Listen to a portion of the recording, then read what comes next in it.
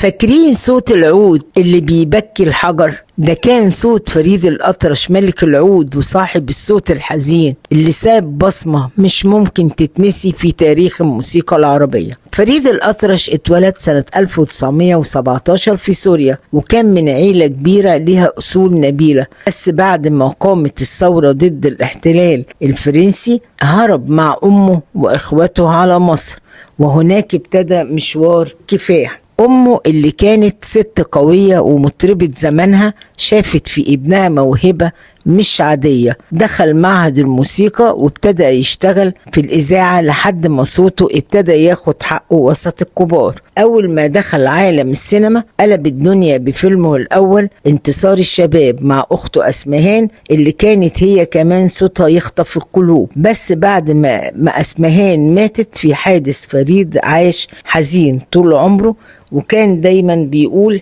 إن الحزن جزء من صوته. قدم أكتر من 30 فيلم ولحن لنفسه ولسعاد محمد وشادية ووردة وكثير من العمالقة. فنه كان مليان إحساس وعمره ما جري ورا التقليد، كان بيغني للحب وللفراق وللأمل وبياخدك معاه في حكاية من أول نغمة. فريد الأطرش مات سنة 1974، بس لسه صوته عايش ولسه بسمعه ونحس بكل كلمة بيقولها لأنه ببساطة كان صادق.